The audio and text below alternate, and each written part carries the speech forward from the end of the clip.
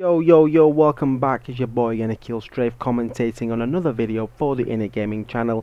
And today we have, today, the 16th of April 2013, we have the drop from Treyarch, the second DLC that they have released, because they want to milk everything they possibly can out of Black Ops 2. But, you know, if maps are as good as the previous DLC that they released, then I am more than happy to part with my money. So, the second DLC installment from Treyarch is called UPRISING.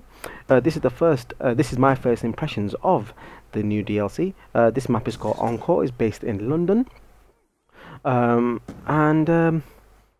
what can I say? I mean, let's start. Let's start with how the previous DLC went first. Okay, I did a first impressions video of that. I was very happy with the way that it went. The bright colors, you know, the vibrancy, the way. You know, I know it sounds a bit stupid, but even the way it made me feel playing those maps, because, you know, the last thing you want to see is all, like, just a dull looking map. Whereas with the previous DLC that Treyarch released for Black Ops 2, the colours, the way the contrast was, the way the map setting was, even the maps were even fun to play. It really, you know, like, put a smile on my face. It looked to me like Treyarch really put a lot of effort into actually releasing really decent content for once, and not like Infinity Bloody Award, which let's not get into right now. But like I said, first impressions, obviously it will be a 4-part series with all the maps, and I just want to absolutely make it absolutely clear is this, okay, that I have not done any background reading of these maps at all. Now, the reason why I didn't do that, okay, is simply because I wanted this video and this series actually to be a complete, unbiased, my initial first impressions look of how I think it is, okay. And if I was to do all the reading beforehand, keep in touch with in regards to when it was going to drop and all that stuff, and also even just, you know, see some screenshots, I would have had a initial idea of how it was going to go, and I really did not want anything to jeopardize my initial experience of these maps. Therefore I haven't done that. But let's get down to the first impressions, because I have blabbed on now for almost 2.5 minutes. So my first impressions, this map is very small, so it's almost like Nuketown. As you can see, I've popped this up for you guys, but not only can you see where you spawn from, but just from looking at this from a bird's eye point of view, you guys can see where all the action is going to be. Most of it is going to be around the center near the stage area.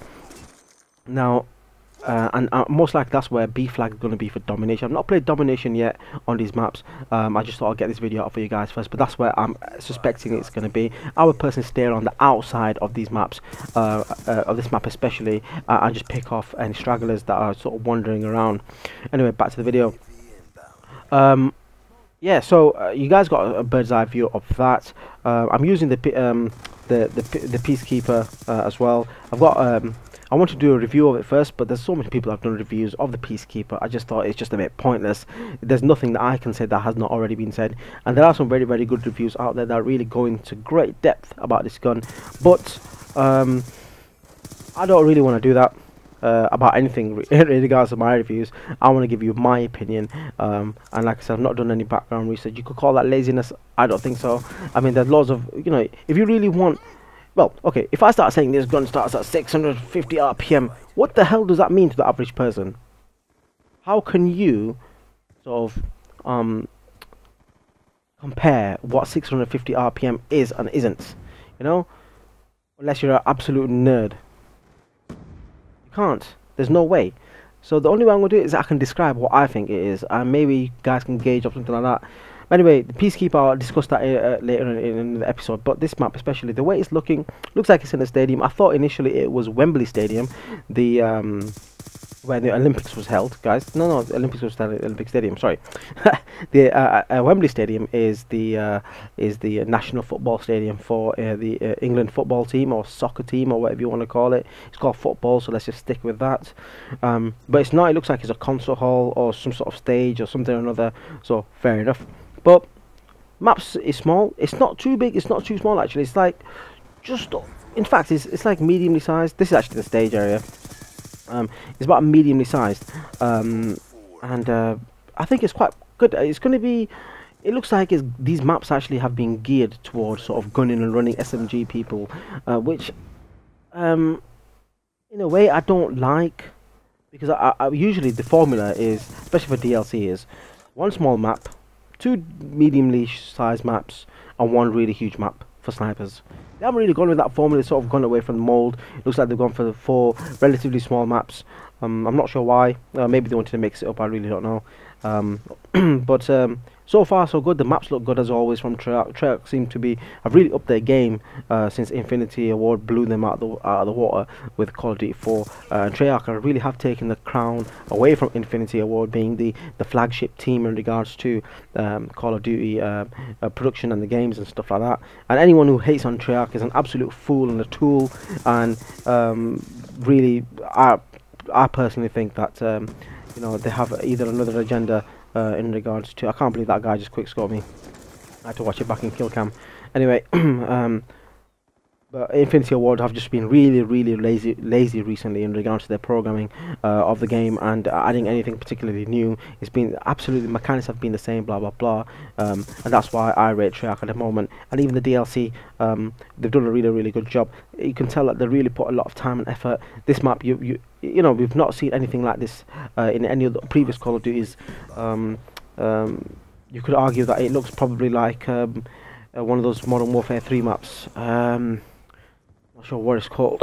Excuse me. I'm really not sure what it's called. I never really gave Modern Warfare 3 a chance, simply because I just didn't like it. But other than that, yeah, I'm quite happy. I think money well spent so far. I know it's a bit early in the day to actually comment on the maps and how they're going to be.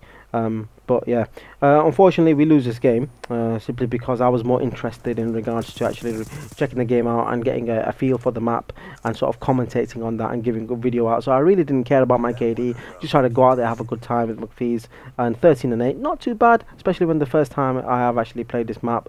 But I mean, for the rest of the series, honestly, all I care about at the moment is just checking out, going down areas, just checking everything out. I'm not going into no custom games or anything.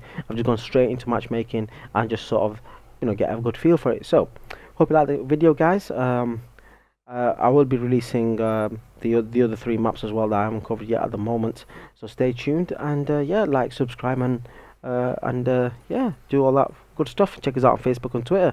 AkeelZ STraFe, peace. See you in the next video.